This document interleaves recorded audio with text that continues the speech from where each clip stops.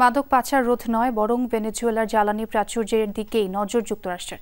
ক্যারিবীয় অঞ্চলে ট্রাম্প প্রশাসনের তৎপরতায় উঠেছে জোরালো এই অভিযোগ। কারণ মার্কিন গোয়েন্দা তথ্যই বলছে যুক্তরাষ্ট্রের মাদক সরবরাহকারী শীর্ষ দেশগুলোর তালিকায় নেই কারাকাস। পাশাপাশি 2023 সালের জরিপ অনুযায়ী বিশ্বের সর্বোচ্চ জ্বালানি তেল মজুত রয়েছে ক্যারিবীয় দেশটিতে। অবশ্য এখনও ওয়াশিংটন সাফাই গাইছে সমুদ্রপথে মাদক চোরাকারবারদের রোধই তাদের টার্গেট।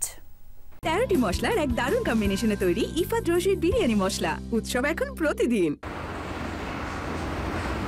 যুক্তরাষ্ট্র ভেনেজুয়েলার মধ্যে বাজছে যুদ্ধের দামামা। ক্যারিবীয় সাগরে মার্কিন যুদ্ধজাহাজ মোতায়েনের উস্কানি তো ছিলই, মঙ্গলবার ভেনেজুয়েলার নৌযানে হামলা চালিয়ে উত্তেজনা কয়েকগুণ বাড়ালো ট্রাম্প প্রশাসন। যুক্তরাষ্ট্রে মাদক পাচার প্রতিরোধই ট্রাম্প প্রশাসনের মূল লক্ষ্য। সেই ধারাবাহিকতায় আগস্টে ক্যারিবীয় অঞ্চলে মোতায়েন করা হয় সাবমেরিন, যুদ্ধজাহাজ ও 4500 সেনা। অভিযোগ, শক্তিশালী মাদক চক্রের সাথে সরাসরি সম্পৃক্ত ভেনেজুয়েলার প্রেসিডেন্ট নিকোলাস মাদুরো। অবশ্য দাবির সপক্ষে কোনো প্রমাণ দেখাতে পারেনি ওয়াশিংটন। জাতিসংঘের তথ্য, বিশ্বের সবচেয়ে বেশি কোকেন উৎপাদিত হয় কলম্বিয়ায়। মার্কিন ড্রাগ এনফোর্সমেন্ট অ্যাডমিনিস্ট্রেশনের তথ্য মতে 2024 সালে দেশটিতে জব্দ হওয়া কোকেনের 84% এসেছিল সেদেশ থেকে। কিন্তু তালিকায় নেই ভেনেজুয়েলার নাম। এমনকি যুক্তরাষ্ট্রে মাদক পাচারের জন্য ব্যবহৃত শীর্ষ রুটগুলোর মধ্যেও নেই কারাকাস।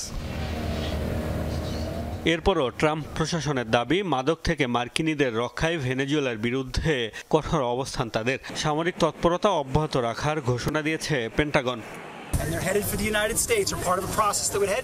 যুক্তরাষ্ট্র আর মাদক চোরাচালান বা সন্ত্রাসী সংগঠনের হুমকি সহ্য করবে না। আমেরিকান জনগণকে বিষ খাওয়ানোর যুগ শেষ। ক্যারিবীয় অঞ্চলে বিদেশি সন্ত্রাসীদের পরাজয়ের কেবল শুরু। যদি এসব গোষ্ঠী আমেরিকানদের হত্যা চেষ্টা চালিয়ে যায়, পরিণতি আরও ভয়াবহ হবে।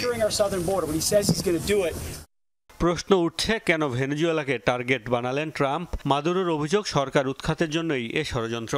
জ্বালানি সমৃদ্ধ ভেনেজুয়েলার খনিগুলোর দিকেও নজর দিতে পারেন ট্রাম্প, উঠছে এমন অভিযোগও। 2023 সালের তথ্যে লাতিন দেশটিতে মোট তেলের মজুদ 303 বিলিয়ন ব্যারেল, যা বিশ্বের মধ্যে সর্বোচ্চ। দ্বিতীয় অবস্থানে থাকা সৌদি আরবের রয়েছে 267 বিলিয়ন ব্যারেল, আর ইরানের কাছে মজুদ 208 বিলিয়ন ব্যারেল। অর্থাৎ নবম স্থানে থাকা যুক্তরাষ্ট্রের 5 গুণেরও বেশি তেলের মালিক ভেনেজুয়েলা। মোস্তফা মাহমুদ, যমুনা নিউজ।